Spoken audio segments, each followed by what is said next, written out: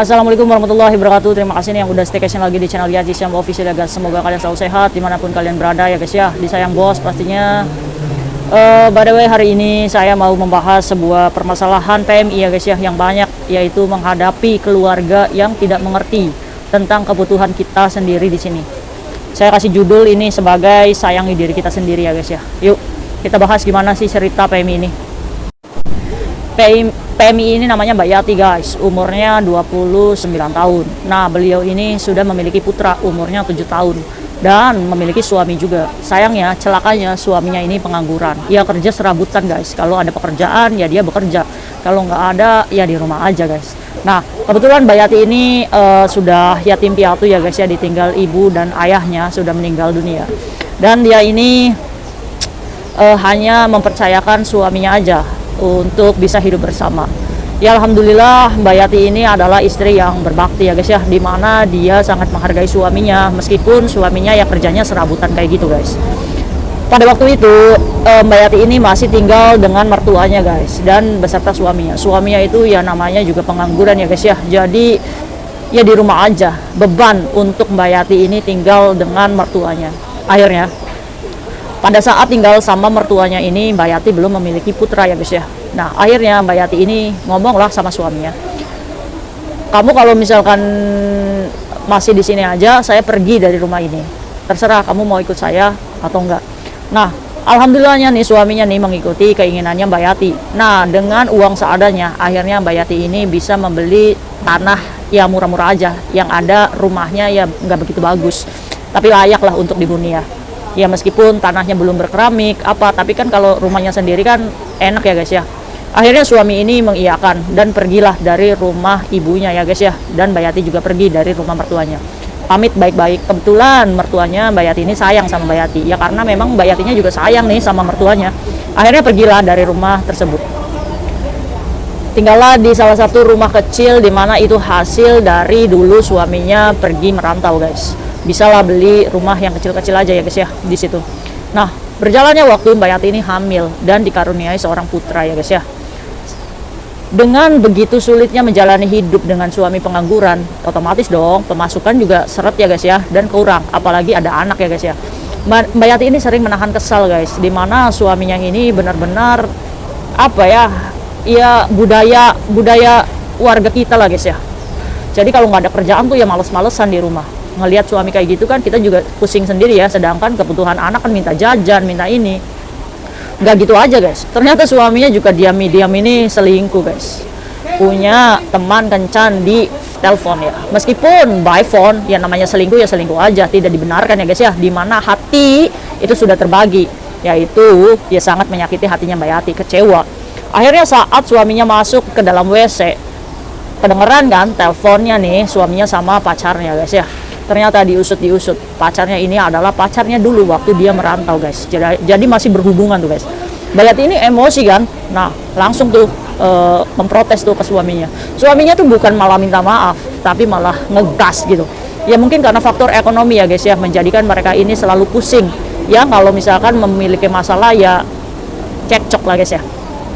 Akhirnya Mbak Yati ini untuk memutuskan pergi ke Hong Kong guys, untuk memperbaiki ekonomi keluarganya ya guys ya. Apakah ada berpikir untuk bercerai? Nggak ada guys. Mbak Yati ini nggak berpikir untuk bercerai, karena dia menyadari bahwa ini adalah rumah tangga dan ujian rumah tangganya. Akhirnya menitipkan anaknya ke kakak iparnya ya guys ya. Jadi karena Mbak Yati ini nggak punya keluarga selain suaminya, jadi menitipkan anaknya itu ke keluarganya. Anaknya laki-laki dan sekarang umurnya 5 tahun guys. Nah, pada waktu minta izin ke Hong Kong, Mbak Yati ini bertekad untuk membuat rumah supaya anaknya ini nggak malu ya guys ya dengan teman-teman yang lainnya. Bagus, mulia sekali seorang ibu berpikir seperti itu, tidak mengandalkan seorang suami yang malas ya guys ya, dan pengangguran seperti itu. Ya kalau kita sih, kalau udah punya laki-laki seperti itu, ya kita pasti egonya ini ngapain sih punya laki-laki kayak gitu kan, tapi nggak dengan Mbak Yati ini guys. Akhirnya Mbak Yati ini pamit lah ke suaminya, dan suaminya itu memang benar-benar kurang ajar. Untuk masuk PT, untuk medikal, Mbak Yati ini minta tolong ke tetangganya guys yang punya motor ya, padahal Mbak Yati juga punya motor sih, cuma suaminya nggak mau nganter guys, kurang ajar kan. Akhirnya Mbak Yati ini berjuang tekad, karena dia nggak mau kehidupannya begini-gini aja. Akhirnya singkat cerita Mbak Yati sudahlah sampai di Hong Kong. Alhamdulillah Mbak Yati ini bertemu dengan majikan yang baik, dia menjaga baby umur sekarangnya itu umur mau 1 tahun, ya lagi lucu-lucunya guys. Nah, apa sih permasalahan dari Mbak Yati ini? Permasalahannya, suaminya sering minta uang guys untuk dikirim. Nah, dia bercerita juga kalau misalkan keluarganya juga memanfaatkan kalau misalkan sering pinjam uang. Nah, sekali ini Mbak Yati ini tidak memberikan pinjaman dan kena mental guys. Dibilang ngomong nggak enak, alias sombong lah, apalah, baru kerja berapa bulan udah sombong, nggak mau. Nah, karena prinsipnya Mbak Yati saat bekerja di Hong Kong, dia ingin mengumpulkan uang, yaitu tadi untuk membuat rumah ya guys ya. Bahkan untuk mengirim suaminya, Mbak Yati juga berprinsip nih, nggak akan kirim karena nggak mau habis-habisan lagi. Dia pengen pegang uangnya sendiri untuk masa depan anaknya memiliki rumah yang layak, bagus ya guys ya, setidaknya sama dengan anak-anak yang lain. Akhirnya Mbak Yati ini untuk menahan, untuk tidak memberikan pinjaman kepada keluarga dari pihak suaminya, maupun suaminya pun meminta uang, ya Mbak Yati ini tidak meminta. Cuma karena perkataan mereka kasar dan khawatir anaknya itu kan dititipkan di kakak iparnya juga ya guys ya. Nah, yang pinjam uang nih bukan yang ngasuh anaknya, tapi kakak ipar yang lainnya. Diomong nggak enak, kena mental. Jadi akhirnya kerja itu dalam keadaan yang stres guys. Bingung untuk menjelaskannya bagaimana. Nah, Mbak Yati ini minta solusi, apa yang harus dilakukan? Oke, kita bahas yuk, gimana nih kalau misalkan Mbak Yati ini curhat ke kalian, solusi apa sih yang pantas untuk Mbak Yati ini supaya tidak stres dan depresi selama menjadi PMI Hong Kong sampai finish ya guys ya. Oke guys, kalau misalkan saya diberikan kesempatan untuk menasehati Mbak Yati, Mbak, apa yang Mbak Yati lakukan itu adalah benar. Karena apa? Karena kewajiban Mbak Yati itu tidak wajib untuk memberi nafkah kepada seorang suami, karena sudah sepatutnya istrilah yang dinafkahi oleh suami. Kalau misalkan Mbak Yati dengan kesadaran untuk memberi jajan ala kadarnya, ya is oke. Kembali lagi ke rasa kemanusiaan ya guys ya. Nah, yang terpenting Mbak Yati adalah harus memenuhi kewajiban anak, di mana anak ini dititipkan kepada orang lain, di mana kita sudah merepotkan mereka. Setidaknya untuk keperluan anak Mbak Yati harus penuhi. Ngomong baik-baik dengan budenya atau kakak ipar Mbak Yati, meskipun itu adalah kakak dari suaminya sendiri, ngomong berapa kebutuhan anak saya selama di situ untuk jajan, untuk dan lain-lain, dan apa misalkan dari sana mengatakan udahlah nggak apa-apa kirim aja 2 juta, oke, Mbak Yati lebihkan 500, di mana 500 itu adalah biaya yang tidak terduga ya kalau anak Mbak Yati itu sakit atau apalah, intinya selalu dilebihkan. Nah, bilang kepada kakak ipar Mbak Yati kalau misalkan nanti kalau ada uang lebihan boleh dipakai oleh pihak sana ya guys ya. Jadi ya segitu untuk kewajiban yang harus dipenuhi setiap bulannya. Nah, sisanya bagaimana? Sisanya yang Mbak Yati harus pegang sendiri. Nah, gimana tuh cita-cita untuk membuat rumah? Apakah kita membuat rumah di tanah yang sudah kita beli dengan suami? Kalau saya sarankan lebih baik Mbak Yati membeli tanah di luar tanah yang sekarang ditinggali sama suami guys. Jadi cari rumah yang orang butuhan tuh. Biasanya kan ada tanah yang berikut rumahnya. Nah, kalau saya sarankan lebih baik untuk membeli itu ya guys ya.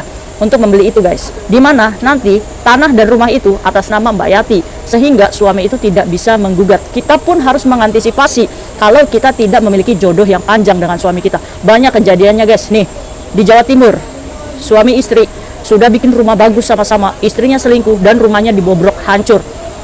Setidaknya kita mengantisipasi untuk diri kita sendiri, bahwa kita bekerja, kita memiliki uang sendiri, ya kita punya aset sendiri.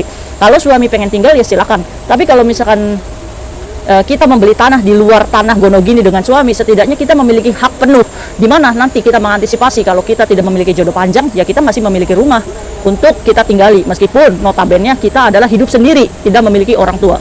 Nah, kalau kalian sepakat nggak ide saya kayak gini? Nah, anak ini kan bisa nanti kita bawa kalau kita sudah pulang. Nanti kalau kita punya rezeki, kita beresin tuh rumah yang kita beli tuh dengan sesuai uang kita, sesuai dengan model yang kita pengen. Insya Allah rumah itu juga nantinya akan bagus ya guys ya. Nah, terus gimana dong Kak, tanah yang tadi dibeli suami? Kan posisinya tanah dan rumah itu juga nggak bagus-bagus amat. Jadi ya udah biarin aja lah, anggap aja itu tanah. Suatu hari bangunannya roboh, tanah itu ya tetap akan menjadi tanah dan menjadi tabungan kalian. Nanti mungkin aja kedepannya bisa menjadi aset, dimana kalau kalian butuh uang bisa dijual, ya kan? Nah, yang kedua, gimana dong kalau misalkan suaminya minta uang terus? Nggak usah dikasih, terserah. Itu mendidik suami kita untuk mandiri, karena dia ini laki-laki, dia memiliki anak, bukan hanya sekedar membuat anak. Ada tanggung jawab yang harus dimintai ya guys ya. Apalagi celakanya kalau suami ini tidak membimbing istrinya ke jalan yang benar ya guys ya, ya parah. Nah, kalau kayak gini Kak, gimana kalau misalkan saya memilih untuk bercerai saja? Ya itu kembali lagi ke hak kalian. Nah, kalian memandang pernikahan ini untuk apa? Kalau pernikahan ini menganggap kalau misalkan semua ini ujian dari Sang Pencipta, ya silahkan lanjutkan selama kalian kuat mental. Tapi kalau misalkan kalian rasanya sakit hati, ngebatin terus apa, banyak mudorotnya. Islam juga mengajarkan bercerai tidak apa-apa. Nah, apalagi kalau misalkan tidak memberikan nafkah lahir, tidak memberikan nafkah batin, bahkan menyakiti hati, itu bisa kok perempuan menggugat cerai.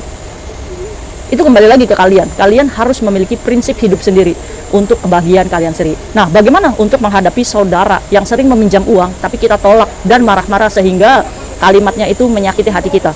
Oh guys, untuk meminjam, jangan pernah mengajarkan mereka, membudayakan mereka untuk mengandalkan kita, di mana kita menjadi tempat selalu untuk memenuhi keinginannya dia, memenuhi hasratnya dia, memenuhi kebutuhannya dia. Ingat, kita ini bukan bank berjalan, dimana kita juga setiap hari pagi kerja, ngosek WC, kadang kita dimarahin, bos stres juga. Nah, dengan seenaknya mereka itu mengatakan kasar kepada kita. Meskipun mereka itu saudara, kita harus mendidik dia dengan cara yang benar. Kalau misalkan terlalu banyak meminjam uang, misalkan saya minjem uang dong 500, kalau 500 kita masih rasa mampu ya guys ya untuk meminjamkan. Oke, kasihlah pertama. Kalau nantinya dia keterusan begitu-begitu, ya kita harus tolak. Nah, kalau misalkan ditolak dengan kalimat yang kasar kepada kita, ya kita minta maaf aja. Dan untuk menebus kemarahan mereka, kita berikan jajan semampu kita. Misalkan, nah kan ada tuh anaknya diasuh oleh kakak iparnya. Nah, sesekali nanti kalau misalkan Mbak Yati ini kirim uang ke kakak iparnya untuk anaknya, titipkan 200.000 atau 300.000 untuk diberikan kepada kakak ipar yang meminjam tadi sebagai tanda memberi jajan. Itu akan lebih baik. Kita nggak berharap untuk dikembalikan dan kita juga mendapatkan ibadah ya guys ya. Nah, kalau misalnya kita meminjamkan tapi nantinya dia ujung-ujungnya ditagih malah sulit, itu akan memutuskan silaturahim lebih parah lagi. Untuk itu, mengalihkan pola di mana keluarga yang sering berhutang, kita berikan jajan semampu kita saja. Terserah mereka memandang bagaimana, yang penting kita tidak pernah sombong dengan mereka dan mau berbagi untuk tidak mengajarkan mereka berhutang ya guys ya. Jangan selalu mengandalkan kita ini 9 juta gaji sehingga mereka bisa menghitung. Tidak bisa begitu guys. Kalian saudara-saudaranya Mbak Yati maupun saudara-saudara keluarga yang ada di Indonesia, kalian jangan pernah menghitung gaji kami di sini 9 juta tanpa kebutuhan. Kita di sini manusia yang juga memiliki kebutuhan. Kita juga sama memiliki keluarga, memiliki anak, memiliki masa depan yang harus kita pikirkan. Oke, kalau kami di sini berjuang dengan bekerja melawan kerasnya Hong Kong. Kalau kalian nggak percaya Hong Kong itu keras, silakan datang ke sini dan mencoba. Apakah kalian bisa kuat bekerja di sini? Kalau kuat, saya acungin jempol. Karena 9 juta ya resikonya besar juga, dimana kita mental yang kena ya guys ya. Oke, untuk itu jadi PMI yang pintar, sampaikan ke keluarga bahwa uang bukan segalanya. Dan uang juga bisa menghancurkan silaturahim. Bijak untuk menyayangi diri sendiri, menghargai diri sendiri. Kita kerja capek di sini, kalian juga nggak boleh pelit dalam soal makanan ya guys ya. Jaga kesehatan di sini dan tutup telinga, tutup mata kalau ada orang dari keluarga kita sendiri bahkan yang mampu menyakiti hati dengan perkataan yang kasar. Jangan pernah dianggap dan dimasukkan hati, karena mereka adalah orang yang merugi ya guys ya. See you next video. Bye bye.